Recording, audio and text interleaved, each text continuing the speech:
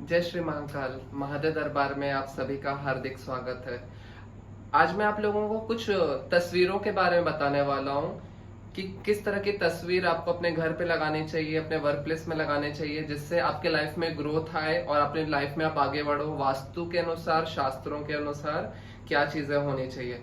सबसे पहले जब आप अपने घर में घुसते हैं तो अपने एंट्रेंस गेट के दोनों ओर आपको पंचमुखी हनुमान जी की फोटो को लगाना है। पंचमुखी हनुमान जी की फोटो आप अपने घर के एंट्रेंस के बाईं ओर या दाईं ओर लगा सकते हो, और जस्ट अपोजिट डायरेक्शन में दरवाजे के अंदर तरफ से भी एक पंचमुखी हनुमान जी की फोटो लगा सकते हो।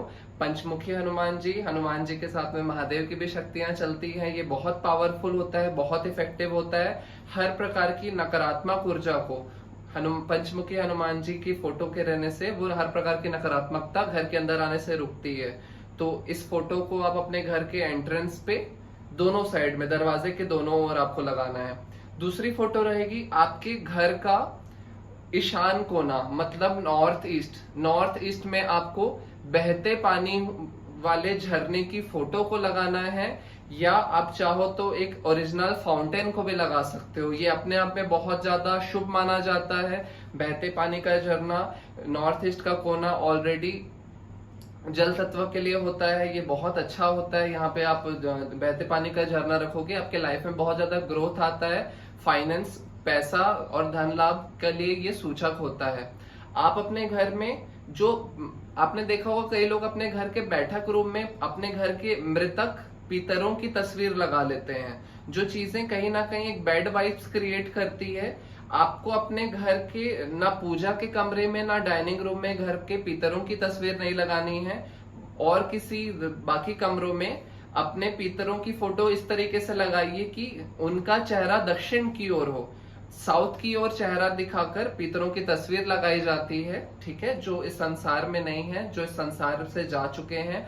आपके कुछ गुरु होंगे, जिस गुरु को भी आप पूजते होंगे, गुरु जी को भी मानते होंगे, तो उनका भी चेहरा इस तरीके से लगाइएगा कि उनका चेहरा है दक्षिण की ओर पड़ेगी, ठीक है। जो लोग ध्यान करना चाहते हैं, ध्यान क्षेत्र में, अध्यात्म में आगे बढ़ना चाहते हैं, वो ध्यानस्थ महादेव की तस्वीर या भगवान गौतम बुद्ध की तस्वीर को भी अपने ध्यान वाले स्थान पर, जिस जगह पर वो मेडिटेशन करते हैं, उस जगह पर वो फोटो का लगा सकते हैं। महादेव की फोटो अगर वो लगाते हैं तो उनका फोटो इस तरीके से दीवार पे लगाना है कि उनका चेहरा हो उत्तर की ओर हो। ये एक तरह का सिंबॉलिक मेडिटेशन का भी काम करता है। उस सिंबल से, उस फोटो से एक तरह की रेस और वेव्स निकलने लगती है, जो उस फोटो की इंडिकेशन को पूरा करने में मदद करती है। आप चाहो या ना चाहो, लेकिन वो सिंबॉलिक मेडिटेशन एक जबरदस्त पावरफुल तरीके से वो काम कर रहा होता है। अगर आपके घर में बच्चे हों जो कॉम्पिटिटिव एग्जाम्स की तैयारी कर रहे हों या स्कूल कॉलेज में हो, पढ़ाई करते हों, वो अपने पढ़ाई करने वाले स्थान पर स्वामी विवेकानंद जी की फोटो को लगा सकते हैं। स्वामी विवेकानंद जी की फोटो, क्योंकि उनको बोला जाता है कि उनके पास में फोटोग्राफिक मेमोरी थी। उनकी जो बुद्धि है, उनकी जो इंटेलिजेंस है, वो एक वाइब्स जैसी क्रिएट करेगी, और उस बच्चे के पढ़ाई में मन भी लगने लगेगा और उनका पढ़ाई में प्रदर्शन और इम्प्रूव होने लगेगा। तैरते हुए हंसों का जोड़ा, यह फोटो भी बहुत ज्यादा शुभ माना जाता है, बहुत ही अच्छा माना जाता है। तैरते हुए हंसों का जोड़ा समृद्धि का और धन लाभ का सूचक होता है। इस फोटो को भी आप लगा सकते हैं। आप अपने घर में हाथी का प्रतीक लगा सकते हो। हाथी के लिए आपको पता होगा तो ज्योतिष शास्त्र में कथन आता है गज केसरी योग। गज केसरी योग एक ऐसा योग होता है जो आपने सुबह सोचा जिस चीज के लिए, वह चीज शाम तक आपके हाथ में होती है। शाम को किसी चीज की आपने कल्पना की, अगले दिन सुबह तक वो चीज आपके हाथ में आ जाती है, चाहे वो पैसा हो या और कोई चीज हो। ये बहुत ही पावरफुल, बहुत ही जबरदस्त होता है।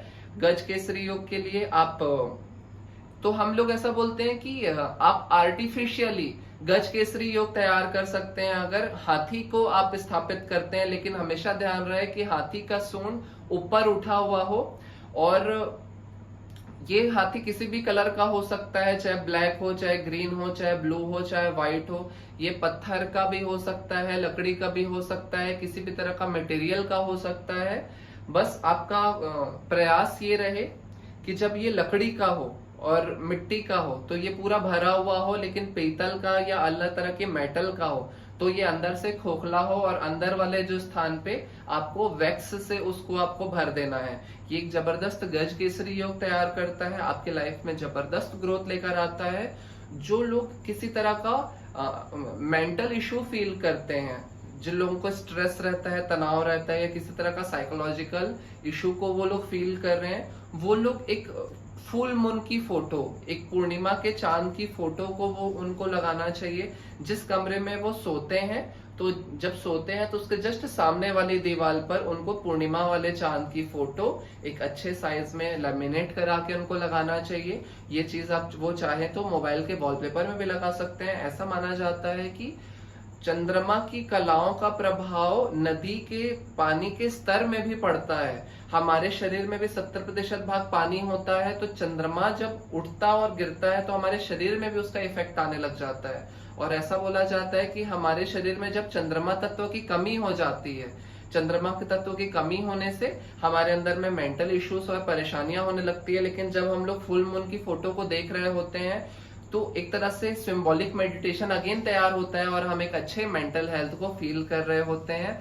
आपके पास और भी कुछ सवाल हो और किसी फोटो के बारे में आप जानना चाहते हो तो नीचे दिए गए नंबर पे आप हमसे कांटेक्ट कर सकते हैं या कमेंट में अपना प्रश्न रख सकते हैं। मेरा प्रयास रहेगा कि उस बारे में भी मैं एक वीडियो बनाऊं।